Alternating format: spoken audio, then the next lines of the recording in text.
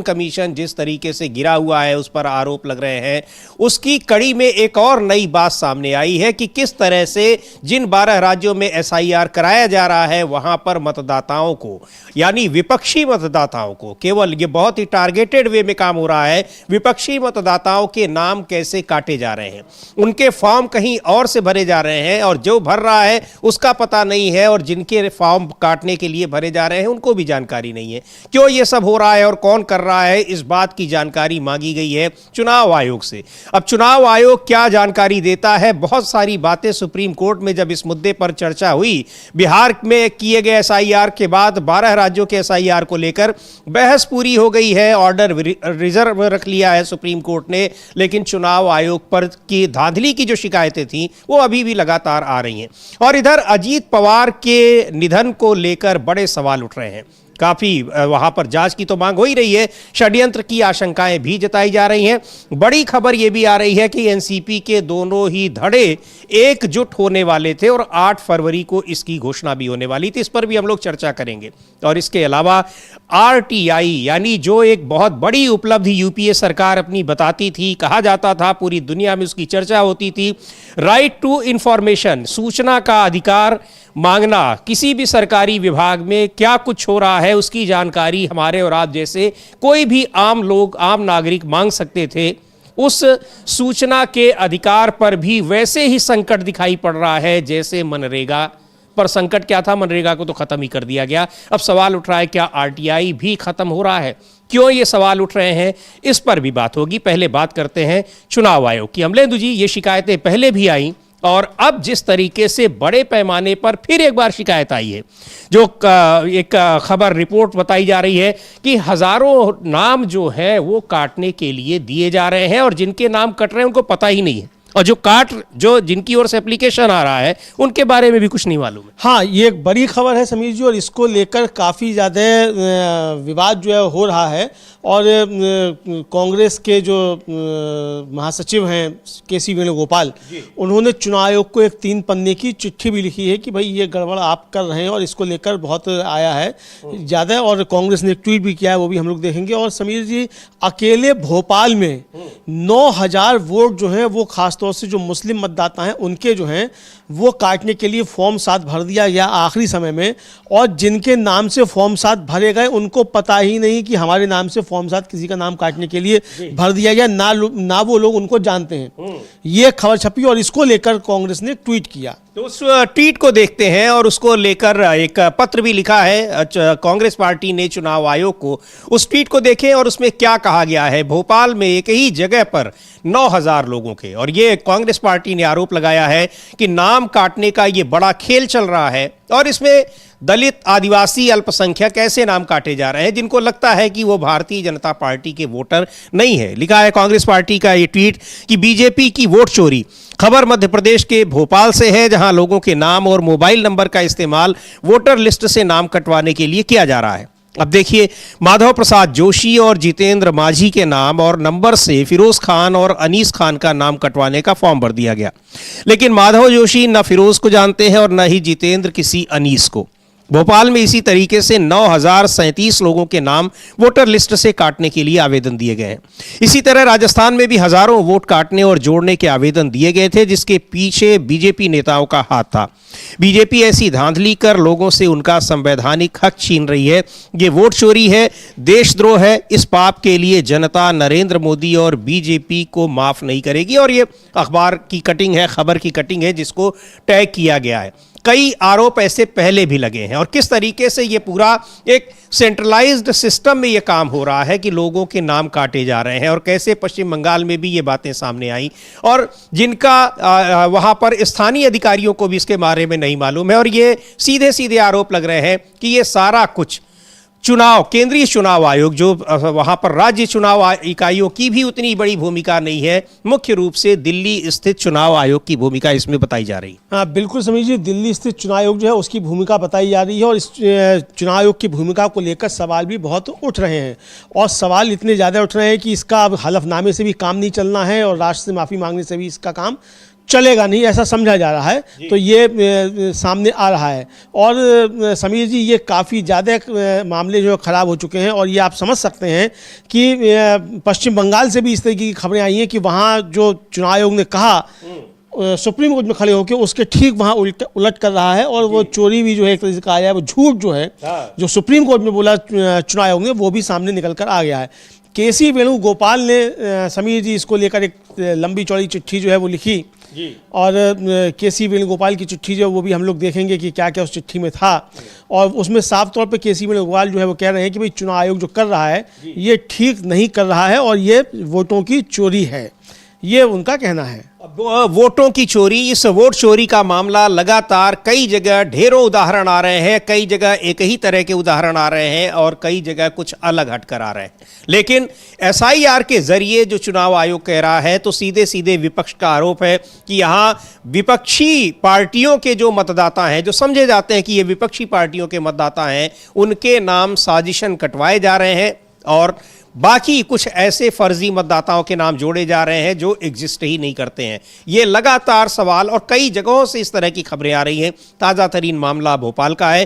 केसी वेणुगोपाल ने पत्र लिखा हुआ है चुनाव आयोग को, मांगी है जानकारी, मांगी है, शिकायतें की हैं। चुनाव आयोग कितना संज्ञान लेता है देखने वाली बात है।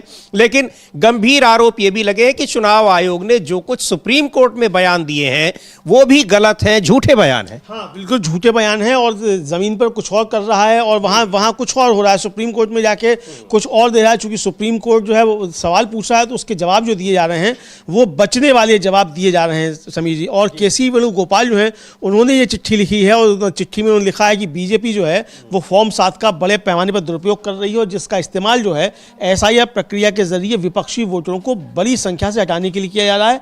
और ये एक सिस्टमैटिक तरीका है जिसका इस्तेमाल लाखों दलित, आदिवासी, ओबीसी और अल्पसंख्यक वोटरों को टारगेट करने के लिए और उनके वोट देने के अधिकार को खत्म करने के लिए किया जा रहा है। मतलब वो 3 पन्ने की चिट्ठी, उस चिट्ठी का जो सार है वो ये है कि इसके लिए उन्होंने केसी वेणुगोपाल ने चिट्ठी लिखी है। बिल्कुल। तो ये पत्र भी लिखा है चुनाव आयोग को, शिकायत की है। अब शिकायत उसकी क्या उसका जवाब आता है देखने वाली बात होगी। अब भोपाल में ये कौन किसी और के लिए क्यों वो रिक्वेस्ट कर रहा है, फॉर्म 7 भर रहा है और कह रहा है कि इनका नाम काट दिया जाए, वो एक दूसरे को जानते भी नहीं है। इसके ये इन्वेस्टिगेशन में बात सामने आ गई है।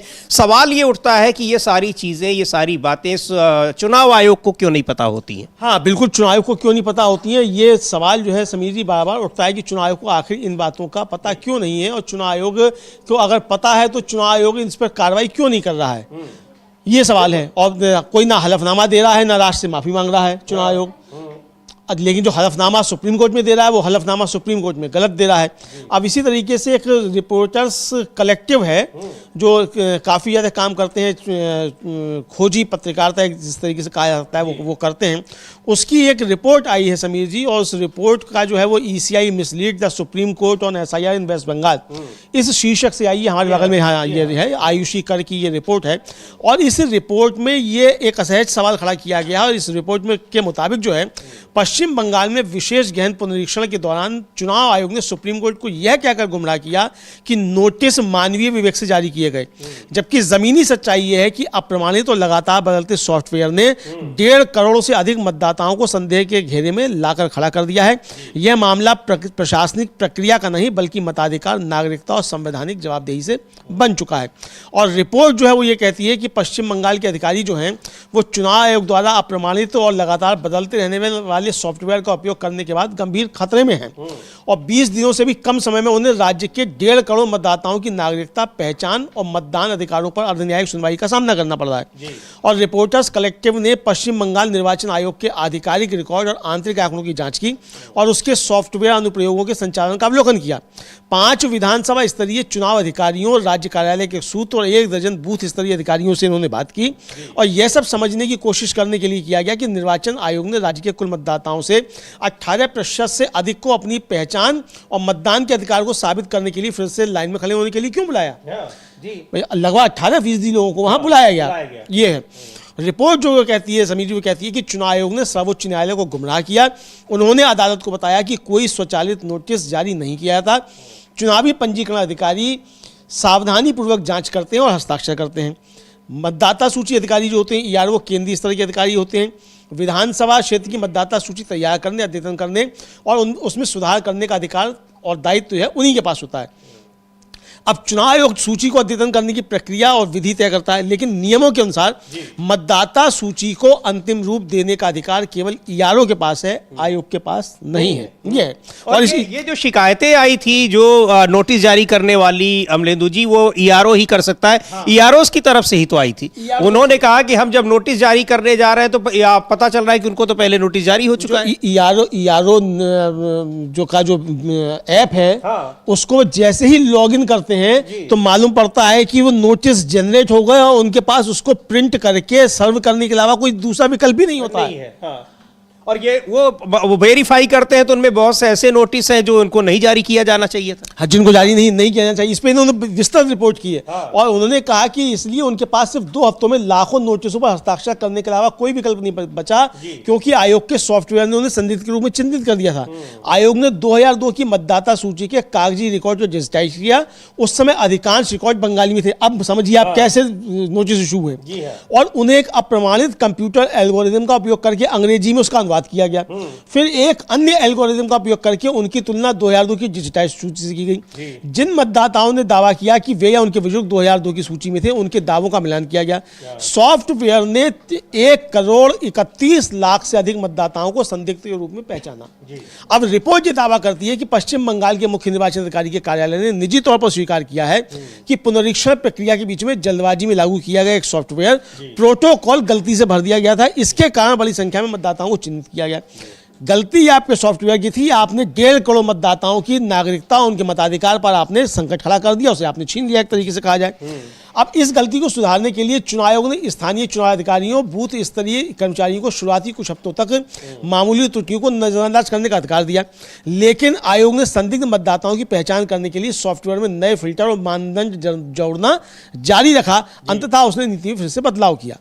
और रिपोर्ट आगे ये कहती है समीर जी कि कागजों पर चुनाव अधिकारी को नोटिस जारी करने से पहले प्रत्येक मामले पर सावधानी पूर्वक विचार करने के लिए कहा गया था। ये एक असंभव कार्य था।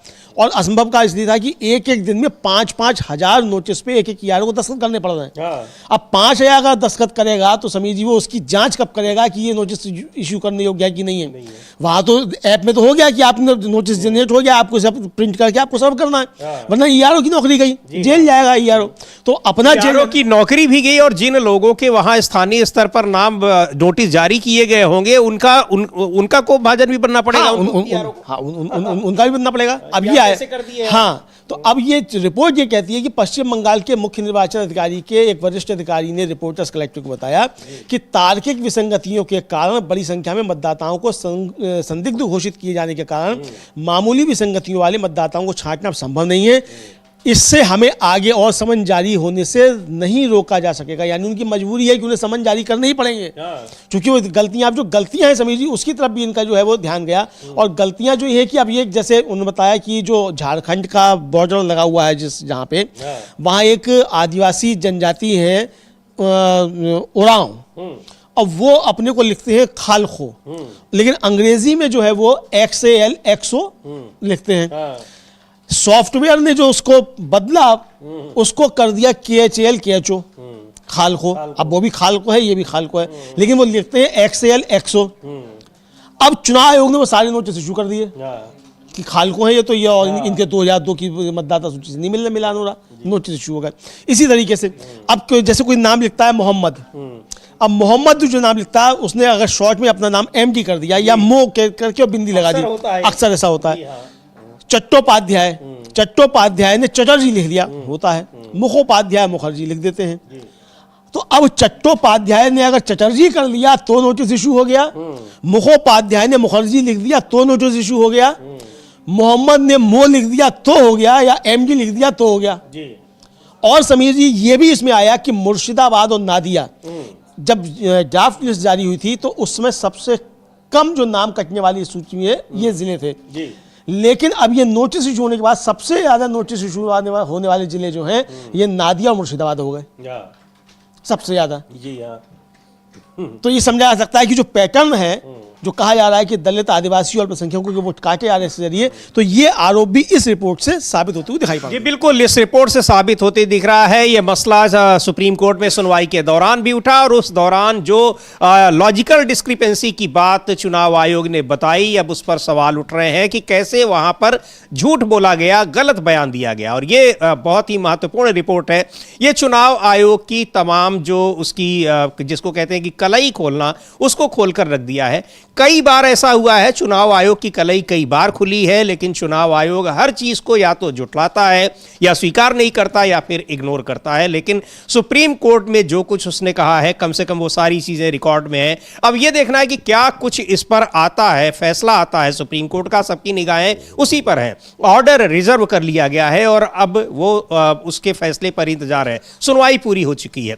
इधर खबर महाराष्ट्र से आ रही है, बहुत ही महत्वपूर्ण खबर। और एक अंग्रेजी अखबार ने आज दावा किया कि 8 फरवरी को एनसीपी के दोनों धड़े, यानी दिवंगत अजीत पवार और शरद पवार का गुट, उन दोनों का एक दूसरे में मर्जर होना था, विलय होना था। और उसके पहले ही ये बड़ी दुर्घटना हो गई जिसमें अजीत पवार की जान चली गई। एक एनसीपी के ही नेता है, एकनाथ खड़से हैं, उन्होंने आज इस बात की पुष्टि भी की है कि सारी औपचारिकताएं पूरी हो गई थी और 8 फरवरी को ये सारी चीजें होनी थी। इधर अजीत पवार की जिस हवाई दुर्घटना में मौत हुई है, उसकी जांच की भी मांग की जा रही है। लगातार ये सवाल उठ रहे हैं कि इनके पीछे कोई षड्यंत्र तो नहीं है, लेकिन क्या कुछ है अब उसकी जांच के बाद पता चलेगा। पर एकनाथ खड़से को सुनते हैं वो क्या कह रहे हैं। और विलय की जो औपचारिकताएं थी सारी पूरी हो गई थी, केवल घोषणा होनी बाकी थी। अमलेंदु जी, हाँ, यही कहा जा रहा है कि केवल घोषणा होना बाकी थी। और ममता बनर्जी ने जो आरोप लगाया, समीर जी, ममता बनर्जी का आरोप भी यही था कि हमने सुना है कि दोनों धड़े एकजुट होने वाले थे। अब इसको लेकर राजनीति हो या नहीं। अच्छा, एक महत्वपूर्ण बात यह है कि देवेंद्र फडणवीस जो है महाराष्ट्र के मुख्यमंत्री, उन्होंने भी, देवेंद्र फडणवीस, गौर से सुनिए, उन्होंने भी केंद्रीय नागरिक उड्डयन मंत्री को पत्र लिखकर कहा है कि इसकी जांच कराई जाए। विमान हादसे की जिसमें अजीत पवार के। तो आप ममता बनर्जी को यह कहकर नहीं टाल सकते कि ये सब राजनीतिक जो है वो बयानबाजी है। और सबसे पहले बात उठाई थी एकनाथ शिंदे ने। सबसे पहले एकनाथ शिंदे ने। तो अब आप चाहे कुछ भी कहिए, लेकिन कह सकते हैं अमलेंदु जी कि पूरे महाराष्ट्र में इस हादसे को लेकर बहुत सारे सवाल उठ रहे हैं, वो चाहे सत्ता पक्ष हो चाहे विपक्ष हो। बिल्कुल, वो चाहे सत्ता पक्ष हो चाहे विपक्ष हो, बहुत सारे सवाल जो हैं इसको लेकर उठ रहे हैं। और ये इसीलिए उठ रहे हैं समीर जी कि ये साधारण दुर्घटना, इसको नहीं समझा जा सकता जिस तरीके से उनकी मृत्यु हुई है। और एक बड़ा झटका जो है वो वहाँ लगा है दोनों एनसीपी को। और इसके बाद राजनीतिक भविष्य एनसीपी का क्या होगा, दोनों एनसीपी का भविष्य क्या होगा, इसको लेकर भी बहुत ज़्यादा सवाल उठने लगे हैं। तो इसलिए समझा जा सकता है समीर जी कि ये मामला साधारण नहीं है, बहुत गंभीर मामला ये है। जी बिल्कुल। और दुर्घटना के तुरंत बाद, ये शायद ऐसा पहला मामला होगा कि दुर्घटना के तुरंत बाद हादसे की जांच की मांग बड़े स्तर पर होने लगी, बड़े नेताओं की तरफ से और कई अलग अलग जगहों से, अलग अलग लोगों की ओर से, अलग अलग राजनीतिक पार्टियों की ओर से। और इससे पहले की कई दुर्घटनाओं के तार जोड़े जाने लगे कि वो भी इस तरह की दुर्घटनाएं हुई हैं। तो बहुत बड़े सवाल उठ रहे हैं। लेकिन क्या कुछ कह रहे हैं एकनाथ खड़से, एनसीपी के नेता, कि दोनों ही एनसीपपी के धड़े एक होने की जो खबर है वो सही खबर है और सारी औपचारिकताएं पूरी हो चुकी थी, केवल घोषणा बाकी थी। सुनते हैं उनको क्या कह रहे हैं। येऊन त्यांचे दोघेही चिरंजीव आता तीर्थस्थान निर्माण आणि मोठ्या संख्येनं आजही जनसागर या ठिकाणी उसळलेलं दिसतं। सुनेत्राताईंना दादांच्या जागी उपमुख्यमंत्री करावं अशा चर्चा सुरू झालेल्या आहेत, काय काही आता ही वेळ नाही आहे अशा चर्चेची।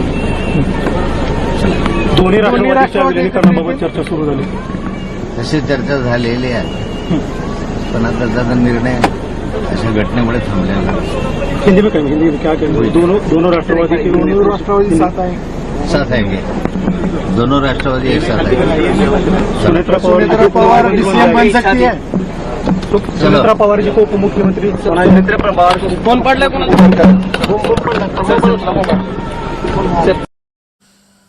तो ये एकनाथ खड़से हैं, एनसीपी नेता की दोनों पार्टियां या दोनों ही घटक, एनसीपी के दोनों घटक एक साथ आने वाले हैं, सारी औपचारिकताएं पूरी हैं। और उस उमेश पाटिल हैं एनसीपी के नेता, वो भी इसको लेकर अपनी बात कह रहे हैं और कह रहे हैं कि ये पहले से ही तय था, इस बीच ये बड़ी दुर्घटना हो जाती है, लेकिन आने वाले दिनों में दोनों ही घटक दल एक होंगे, ये बात तय है। और इसका फैसला क्या होगा, कैसे होगा, वो सुनेत्रा पवार करेंगी। सुन लेते हैं क्या कह रहे हैं उमेश पाटिल। हालांकि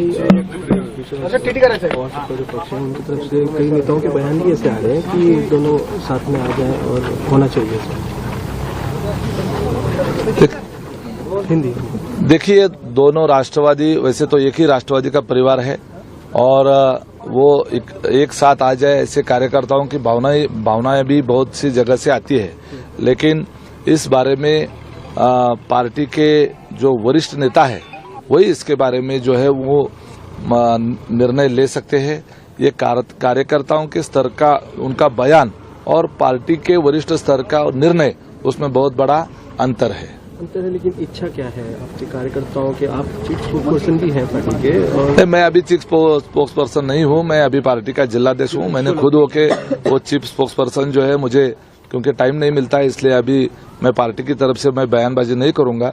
मैंने बस आपसे इसलिए बात की कि अभी हम लोग अजय दादा का जो तीसरे दिन का विधि है वहां पे मैं आया था और आपने मुझे उस बारे में पूछा, इसलिए मैं यहाँ पे रुका हूँ। एक सवाल, सुनेत्रा पवार जी के नेतृत्व को लेकर अभी आपने काफी कुछ कहा कि काफी एक्सपीरियंस है, उन्हें काफी अनुभव है, उनके नेतृत्व को लेकर आप लोग क्या? सुनेत्रा पवार बहुत सालों से जो है वो राजनीतिक और सामाजिक क्षेत्र से जुड़ी हुई है और ग्राम स्तर से भी जुड़ी हुई है। जो अजित दादा पवार साहब का जो गांव है, मूल गांव जो है वो काटेवाड़ी, वो काटेवाड़ी को पूरे देश का सबसे अच्छा गांव करके उसको पुरस्कार भी मिला था और उसका नेतृत्व उस वक्त सुनेत्रा वहिनी के नेतृत्व में वो सब काम वहां पे हुआ था।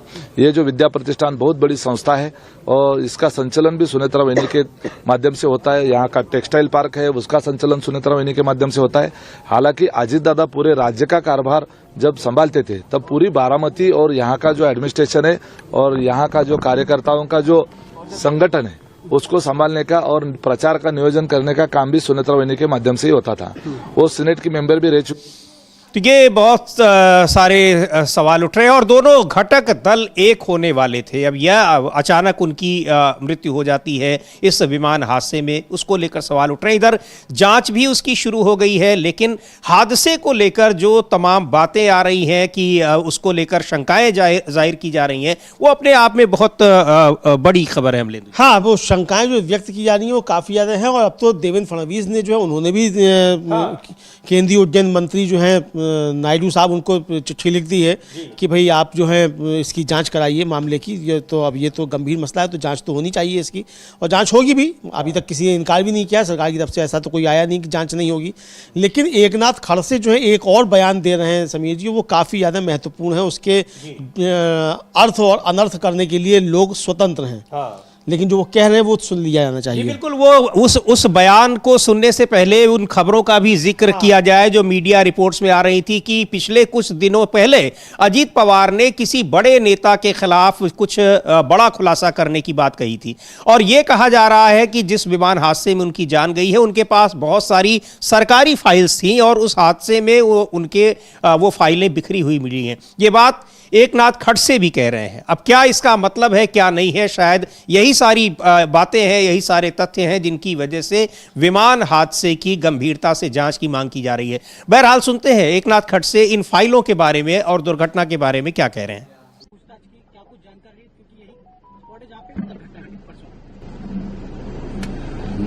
जो एक्सीडेंट हुआ वो स्पॉट देखने में आया था इसे, तो मैंने देखा बहुत भीषण अपघात हुआ है और जो छोटा हवाई जहाज है वो तो दिख भी नहीं रहा, उससे टेल दिख रही खाली, बाकी सब जले हुए पार्ट है। पर उसमें भी एक देखा मैंने कि दादा के पास जो फाइल्स थी वो फाइल्स के भी कागजात उन्होंने इन गए थे। मतलब ये जो यहाँ प्रचार के लिए आते थे, इलेक्शन प्रचार के लिए, फिर भी वो अपना ऑफिस का काम साथ में लेके आते थे, ऐसा लग रहा है, क्योंकि बहुत सारी फाइल वहाँ दिख रही है। और ऐसा लग रहा है कि ये अगर हवाई जहाज दूसरी तरफ थोड़ा सा उधर हो जाता था तो बच भी जाते थे, पर नीति कुछ अलग ही थी। यहाँ आने के बाद उनकी जो डेथ हो गई वो बहुत ही दुखदायक है। तो कहा जा रहा है कि ये जो घटना लेकर के क्या कोई मर्जर के संभावना है, क्या मर्ज की कुछ चर्चा थी या मर्जर हो सकता है? क्या सुनेत्रा पवार को मुख्यमंत्री बन जाना चाहिए, उप मुख्यमंत्री मान लीजिए? देखिए, मर्जर की बातें तो कई दिन से चल रही थी और 3-4 महीने में इसकी बातें अजय दादा और सभी नेताओं के साथ हुई भी थी और उसमें करीब करीब ये तय हो गया कि मर्जर करना है। मर्जर करने के पहले ये भी तय हुआ कि अभी जो लोकल बॉडी इलेक्शन हुए वो चल रहे हैं, ये लोकल बॉडी इलेक्शन में घड़ी से लेकर हम लोग लड़ेंगे, ऐसा तुतारी का कहना था, मतलब शरद पवार गुट का कहना था। दोनों का मिला ऐसा कि घड़ी पे लड़ो भी, जब एक साथ आना ही है तो घड़ी पे इलेक्शन लड़ो। तो अभी जो इलेक्शन हो रहा है तो सब अजय दादा पवार का जो घड़ी चिन्ह है उस पर लड़ रहे हैं और बाकी जो है तुतारी तो बंद हो गई है।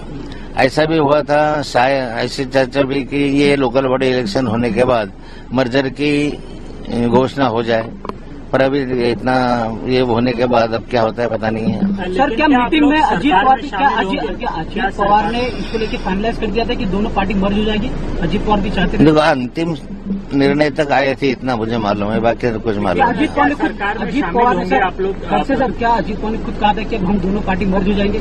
नहीं, ये मुझे मालूम नहीं है। सरकार में शामिल होने की बात चल रही है एनडीए में लेकर। ये देखो अभी तो ऐसी दुर्घटना होने के बाद ऐसी बातों पर चर्चा करना भी अनुचित है, अच्छा नहीं है। चलो, लेकिन क्या पवार साहब को इस बारे में सोचना चाहिए महायुति और एनडीए में शामिल होने को लेकर? देखो अभी तीसरा दिन हुआ है घटना को और तीसरे दिन घटना हुई, इतना दुखद प्रसंग हुआ, ये चर्चा उसके लिए करना ये अच्छा भी नहीं लगता। चलो, राजनीति चल रही। तो यहाँ विलय की बातें हो गई थी और उन फाइलों का जिक्र कर रहे हैं जिनकी चर्चा उनके इस विमान दुर्घटना के बाद से ही हो रही है लगातार। और ये कहा जा रहा है कि अभी कुछ दिन पहले ही उन्होंने एक बड़े खुलासे की, घोटाले की वो जल्दी ही खुलासा करने वाले हैं, ये बात कही जा रही थी। और अब कह रहे हैं कि उनके साथ फाइलें थी बहुत सारी। हाँ, अब ये बता रहे हैं कि एकनाथ खड़से की उनके पास बहुत सारी फाइलें थी। वो बता रहे हैं कि वो जहाज जो है वो पूरा दिखाई नहीं पड़ रहा है, केवल उसकी टेल दिखाई पड़ रही है और कागज वहाँ बिखरे हुए हैं। तो अब ये शक तो बहुत सारे होने लगे हैं। अब क्या है शक, इसको लेकर जो भी राजनीतिक दल हैं वो अपनी शंकाएं व्यक्त कर रहे हैं। सरकार की तरफ के अंदर से भी अब चीज़ें आने लगी। अभी तक तो एकनाथ शिंदे ने जांच की बात की थी, अब देवेंद्र फडणवीस ने भी जांच की मांग की है।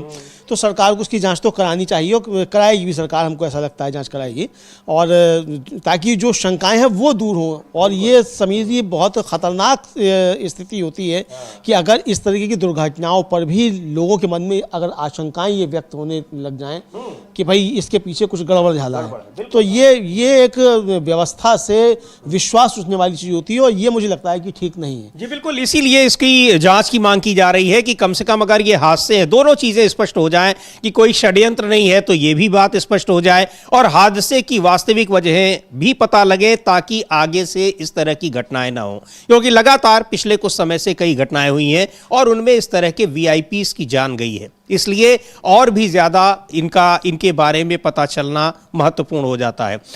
एक इधर बड़ी खबर यह भी आ रही है कि मनरेगा को लेकर देशव्यापी प्रदर्शन कांग्रेस पार्टी कर ही रही है। इस समय संसद का बजट सत्र भी चल रहा है और कल इस पर चर्चा की मांग भी की गई। और अभी कांग्रेस पार्टी की आप देख सकते हैं तस्वीरें, यहाँ पर कांग्रेस मुख्यालय में मनरेगा चोर गद्दी छोड़ इस तरह के पोस्टर्स लेकर यहाँ कांग्रेस के बड़े नेता प्रदर्शन कर रहे हैं। पवन खेड़ा हैं, जयराम रमेश हैं और भी बहुत सारे, अजय माकन हैं, ये दिखाई पड़ रहे हैं। और उसको लेकर बहुत पूरे देश में एक व्यापक प्रदर्शन हो रहा है। और इस देखते हैं पहले फुल स्क्रीन पर इस तस्वीर को, क्या मांगे हो रही हैं, किस तरह से वहाँ नारे लग रहे हैं। दूसरी बात यह कि एक और महत्वाकांक्षी योजना जो यूपीए सरकार थी उस पर भी अब सवाल उठने लगे हैं, उस आशंकाएं जताई जाने लगी हैं कि कहीं अब उसको भी ख़त्म करने की कोशिश तो नहीं हो रही है, साजिश तो नहीं हो रही है। पहले इसको देखते हैं कि क्या कुछ यहाँ पर मांग हो रही है, नारे क्या लग रहे हैं। लेकर आए थे उसके बारे में विस्तार से माननीय जयराम रमेश जी बताएंगे। उसके पश्चात जैसे जैसे कार्यक्रम आगे बढ़ेगा हम आपको सूचित करते हैं और आप सभी व्यवस्था के साथ इस कार्यक्रम को अंजाम दें, क्योंकि ये लड़ाई छोटी नहीं है, ये लंबी लड़ाई है और इस लंबी लड़ाई के लिए हमें अनुशासित भी रहना पड़ेगा, लेकिन इस सरकार को झुकाने का काम भी करना पड़ेगा। तो मैं आमंत्रित करता हूं माननीय जयराम रमेश साहब।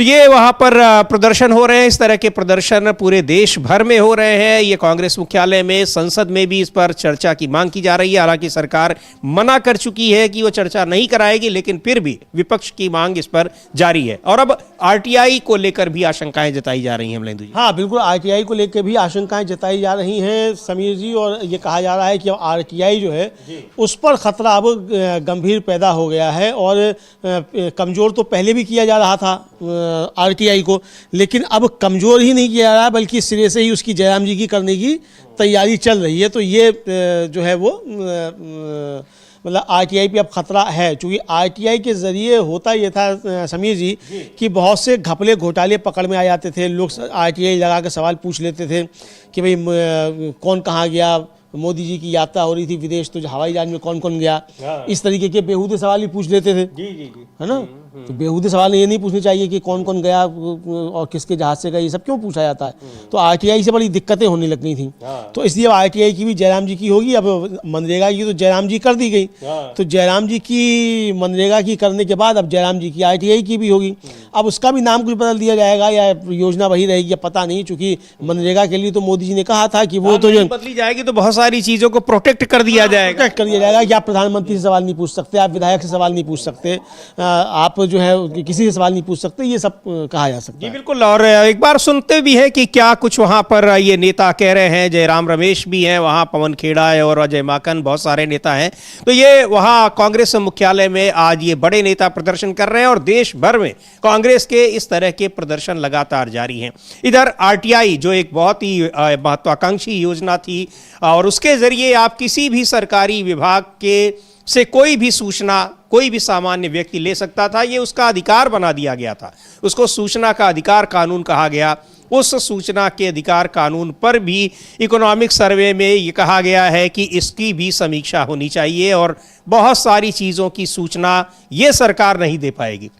क्योंकि पिछली सरकार ने तो दिया, जिसने लागू किया उसने दिया भी और अभी तक, लेकिन पिछले 10 साल से वैसे भी इस कानून को जिस तरीके से खत्म करने की कोशिश वैसे भी कर दी गई है। सूचनाएं लेने वाले परेशान हो जाते हैं लेकिन सूचना मिलती नहीं है। हाँ, सूचना मिलती नहीं है और सूचना वाले जो है वो परेशान तो हो जाते हैं लेने वाले, और सूचना तो मिलती ही नहीं है। खैर समीर जी, और वैसे भी ये डाटा लेस सरकार है।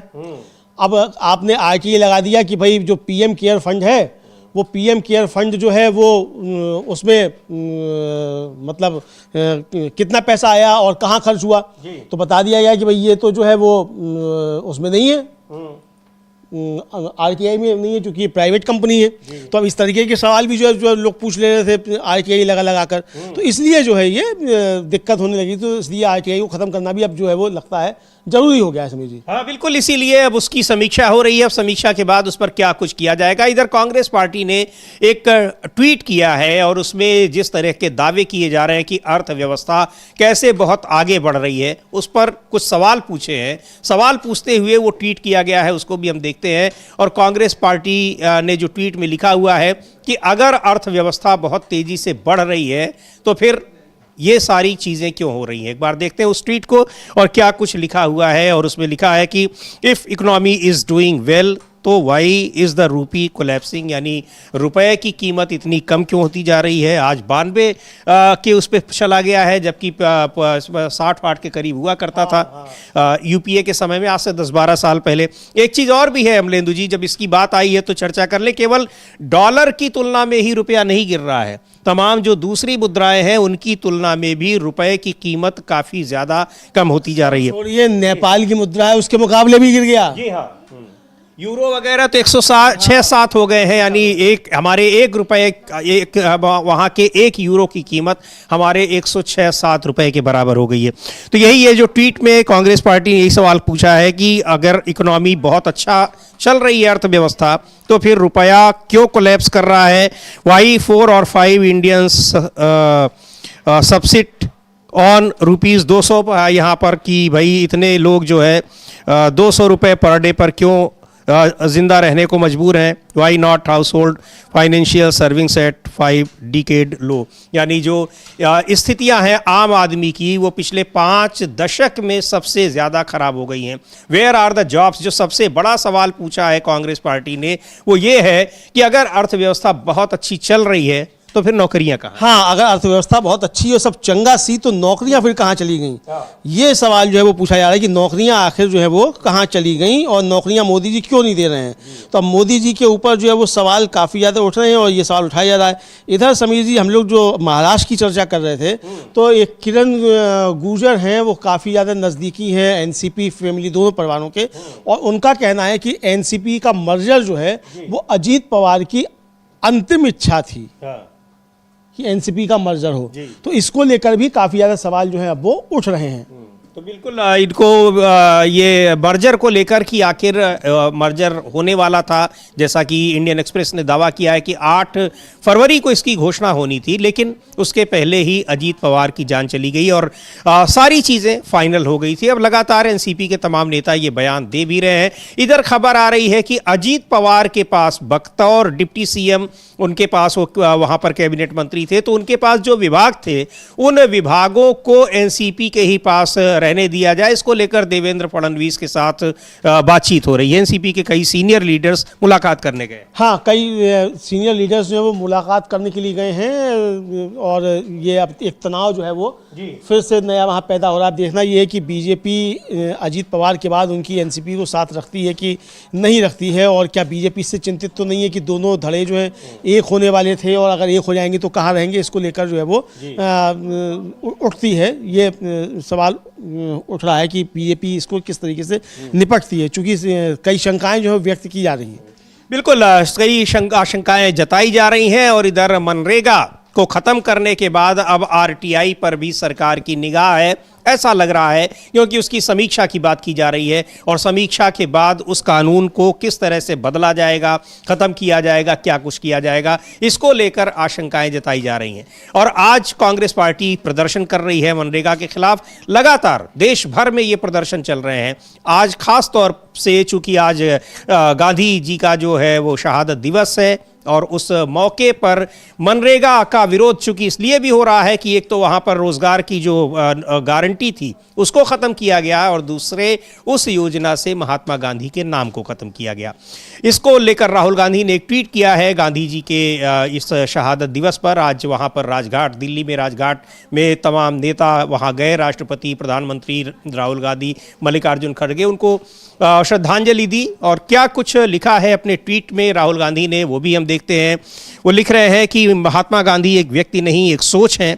वो सोच जिसे कभी एक साम्राज्य ने, कभी एक नफरत की विचारधारा ने और कभी अहंकारी सत्ता ने मिटाने की असफल कोशिश की, मगर राष्ट्रपिता ने हमें आज़ादी के साथ ये मूल मंत्र दिया कि सत्ता की ताकत से बड़ी सत्य की शक्ति होती है और हिंसा व भय से बड़े अहिंसा और साहस। ये सोच मिट नहीं सकती क्योंकि गांधी भारत की आत्मा में अमर है।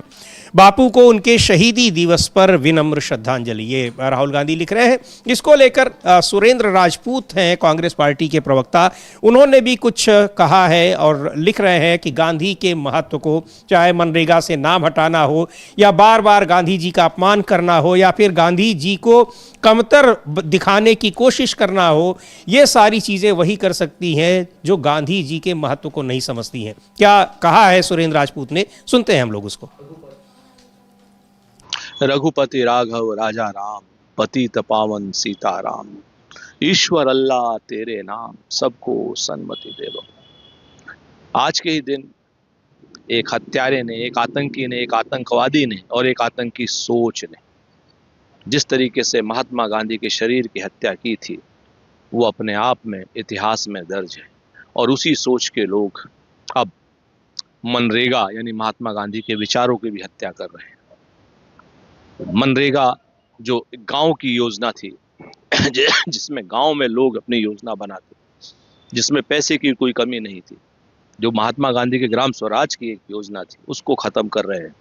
और महात्मा गांधी के शरीर की हत्या तो गोडसे ने की थी, आज महात्मा गांधी के विचारों की हत्या की जा रही है। हम इस पावन समय पर, जो आज पुण्यतिथि है, संकल्प लेते हैं कि मनरेगा को नहीं मरने देंगे, महात्मा गांधी के विचारों को नहीं मरने देंगे। महात्मा गांधी जी अजर हैं, अमर हैं, अविनाशी हैं। बापू को पुण्य नमन। तो गांधी जी को श्रद्धांजलि दी जा रही है, लेकिन किस तरीके से, एक विचारधारा की बात कर रहे हैं। अंग्रेजों के अलावा राहुल गांधी ने भी कहा कि एक विचारधारा ने उनको किस तरह से ख़त्म करने की कोशिश की, लेकिन गांधी इतनी आसानी से उनको भुलाया नहीं जा सकता है। जयराम रमेश ने भी एक ट्वीट किया है और उसमें कई उन्होंने पत्र का कुछ क्लिप्स टैग कर रखी हैं और लिख रहे हैं कि महात्मा गांधी की हत्या से 2 दिन पहले पंडित जवाहरलाल नेहरू ने श्यामा प्रसाद मुखर्जी को एक पत्र लिखा था। कुछ महीनों बाद 18 जुलाई 1948 को सरदार पटेल ने भी श्यामा प्रसाद मुखर्जी को पत्र लिखा। इन दोनों पत्रों में स्वयं को राष्ट्रवाद का स्वघोषित संरक्षक बताने वालों पर बेहद गंभीर आरोप हैं और ये सोचकर हैरानी होती है कि उसी विचारधारा से जुड़े एक लोकसभा सांसद जिन्हें स्वयं प्रधानमंत्री का आशीर्वाद मिला है, उन्होंने ये कहा कि वो गांधी और गोडसे के बीच चयन नहीं कर सकते। उनकी ये मानसिकता बहुत कुछ स्पष्ट कर देती है। यहाँ 30 जनवरी 1948 की रात ऑल इंडिया रेडियो पर पंडित नेहरू के संबोधन का लिंक भी है, उन्होंने जो शेयर किया हुआ है। और क्या है वो उस पत्रों को भी उन्होंने टैग किया हुआ है जो सरदार पटेल ने पंडित जवाहरलाल नेहरू ने श्यामा प्रसाद मुखर्जी को लिखे। पंडित नेहरू ने श्यामा प्रसाद मुखर्जी को लिखे थे, वो पत्र उन्होंने लिखे हैं और सरदार पटेल ने भी लिखे थे। तो सरदार पटेल का जो करस्पॉन्डेंस है और ये दुर्गा दास जो हैं उनके द्वारा एडिटेड है ये, और ये पत्र कई लिखे हैं उन्होंने श्यामा प्रसाद मुखर्जी को और गोलवलकर को, महात्मा गांधी की हत्या से संबंधित जो मामले थे उसको लेकर, और काफ़ी सख्त टिप्पणियां जो हैं वो उन्होंने की सरदार पटेल ने, समीर जी। और सरदार पटेल ने जो लिखा है अपनी उसमें पत्रों में, और उसमें को हम लोग को बता भी सकते हैं। और एक तो ये है कि आरएसएस पर जब प्रतिबंध लगा तो उस पर जो आदेश दिया गया था, पहले वो आदेश हम बता देते हैं क्या है। वो आदेश में कहा गया था कि भारत सरकार ने 2 फरवरी को अपनी घोषणा में कहा है कि उसने उन सभी विद्वेषकारी तथा हिंसक शक्तियों को जड़मूल से नष्ट कर देने का निश्चय किया है जो राष्ट्र की स्वतंत्रता को खतरे में डालकर उसके उज्ज्वल नाम पर कलंक लगा रही हैं। उसी नीति के अनुसार चीफ कमिश्नरों के अधीनस्थ सब प्रदेशों में राष्ट्रीय स्वयंसेवक संघ को अवैध घोषित करने का निश्चय भारत सरकार ने कर लिया है। गवर्नरों के अधीन राज्यों में इसी ढंग की योजना जारी की जा रही है। और ये विज्ञप्ति जो जारी की गई थी, ये जो नोटिस जारी किया गया था, ये सरदार पटेल के गृह मंत्रालय द्वारा जारी किया गया था। और सरकारी विज्ञप्ति में आगे कहा गया कि संघ के स्वयंसेवक अनुचित कार्य भी करते रहे हैं। देश के विभिन्न भागों में उनके सदस्य व्यक्तिगत रूप से आगजनी, लूटमार, डाके, हत्याएं तथा लुक छिपकर शस्त्र, गोला और बारूद संग्रह करने जैसी हिंसक कार्रवाइयां कर रहे हैं। यह भी देखा गया है कि ये लोग पर्चे भी बांटते हैं जिनसे जनता को आतंकवादी मार्गों का अवलंबन करने, बंदूक एकत्र करने तथा सरकार के बारे में असंतोष फैलाकर सेना और पुलिस में उपद्रव कराने की प्रेरणा दी जाती है। और ये जो है justice on trial RSS Bangalore जो है 1962 में प्रकाशित हुई है, उसी में है ये। और सरदार पटेल ने पंडित नेहरू को भी एक पत्र लिखा था और उसके बाद फिर उन्होंने लिखा था कि आरएसएस जैसे खुफिया संगठन जिनके कोई रिकॉर्ड, पंजिकाएं इत्यादि नहीं होते हैं, उनके बारे में पुख्ता तौर पर यह पता करना कि कोई व्यक्ति विशेष इसका सक्रिय सदस्य है या नहीं, एक बहुत मुश्किल काम होता है। चूंकि ये कहा गया कि साहब गोडसे हमारा सदस्य नहीं था।